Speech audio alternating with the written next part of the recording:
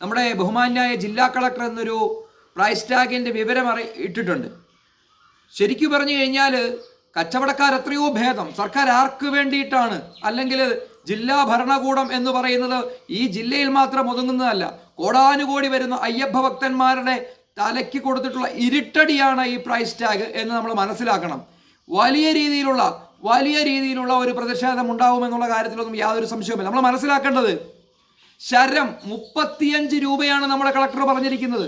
അതിൻ്റെ ഹോൾസെയിൽ വില എന്ന് പറയുന്നത് 1 രൂപ 20 പൈസയാണ്. കച്ച എന്ന് പറയുന്നത് 35 രൂപ, അതിൻ്റെ ഹോൾസെയിൽ വില 1.5 രൂപയാണ്. ഗദ എന്ന് പറയുന്നത് 35 രൂപ, അതിൻ്റെ ഹോൾസെയിൽ വില 2 രൂപയാണ്.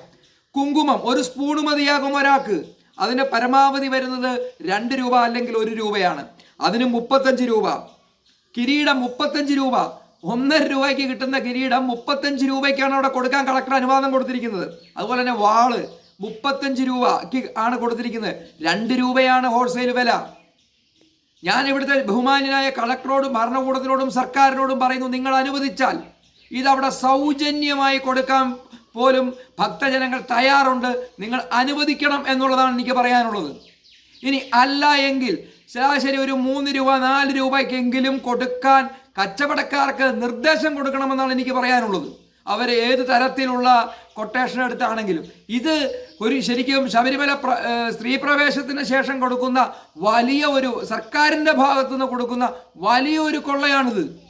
അതുപോലെ തന്നെ 250 രൂപ 300 രൂപയുടെ ആ വലിയ ഗതകൾ തുള്ളാൻ ഏതാണ്ട് 25 രൂപ വില വരുന്ന അതിൻ്റെ പ്രൈസ് പറഞ്ഞിട്ടില്ല. നിങ്ങൾ സർക്കാർ കൊള്ളയടിക്കുകയാണ്. സർക്കാരിൻ്റെ ഭാഗത്തു നിന്ന് ഇത് ജില്ലാ കളക്ടറുടെ ആരാണ് ഇതിൻ്റെ പിന്നിൽ, ഏത് ലോബിയാണ് എന്നത് വളരെ വ്യക്തമാണ്. അതുകൊണ്ട് ബഹുമാന്യായ ജില്ലാ കളക്ടറോട് ഞാൻ പറയുന്നത് തിരുത്തണം. നിങ്ങളിതിൻ്റെ വില മനസ്സിലാക്കണം. ഇതാണ് ഇതിൻ്റെ ഇതിൻ്റെ ഹോൾസെയിൽ വില. നിങ്ങളുടെ കയ്യിൽ പോലീസ് സംവിധാനമുണ്ട്, എല്ലാ സംവിധാനമുണ്ട്. ഈ പാവങ്ങളായിട്ടുള്ള സാധുക്കളായിട്ടുള്ള തീർത്ഥാടകരെ കൊള്ളയടിക്കുന്ന പരിപാടിക്ക് നിങ്ങൾ കൂട്ടുനിൽക്കരുതെന്ന് മാത്രമാണ് എനിക്ക് പറയാനുള്ളത്.